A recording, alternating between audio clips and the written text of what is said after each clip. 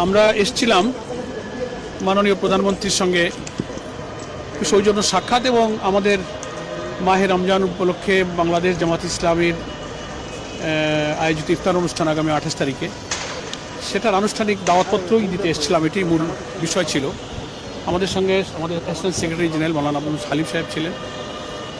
তো আমরা কুশল বিনিময় করলাম, যথেষ্ট সময় নিয়ে পারস্পরিক আলোচনা হলো এবং উনি আমাদের সম্মানিত আমির ডক্টর শফিকুর রহমানের সাময়িক অসুস্থতার খবর পেয়ে ওনার কুশল জিজ্ঞেস করলেন এবং একটু ফোনে আলাপ করার আগ্রহ ব্যক্ত করে সাথে সাথেই তিনি আমার টেলিফোনে উনি আমির জামাতের সঙ্গে কুশল বিনিময় করলেন। পরস্পর কুশল বিনিময় সালাম বিনিময় হলো, এটি মূল। আর এমনি আমরা সরকার গঠনের পর ফরমালি আজ জামাত ইসলামীর পক্ষ থেকে সাংগঠনিকভাবে তার সঙ্গে প্রথম অফিসিয়ালি সাক্ষাৎ আমাদের ইফতার অনুষ্ঠানের দাওয়াত উপলক্ষে। সে কারণে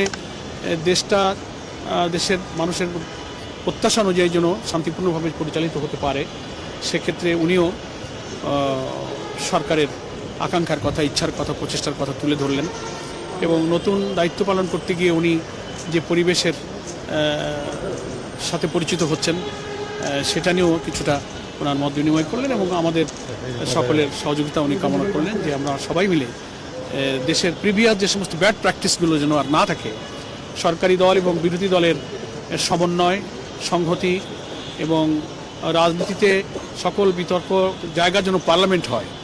পার্লামেন্টারি ডেমোক্রেসির সিস্টেমে সব বিতর্কের জায়গা পার্লামেন্ট, এটা আমরাও বলেছি।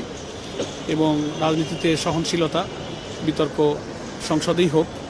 রাজনীতির রাজপথ, ময়দানের রাজনীতি সেটাও নিয়মতান্ত্রিক, কিন্তু মূলত পার্লামেন্টকেই রাজনীতির বিতর্কের জায়গা হিসেবে কাজে লাগানোই হচ্ছে পার্লামেন্টারি সিস্টেম অফ ডেমোক্রেসির মূল আলোচনা। সেই সম্পর্কে কিছু সংক্ষিপ্ত খুব সৌহার্দ্যপূর্ণ পরিবেশে মত বিনিময় হয়েছে।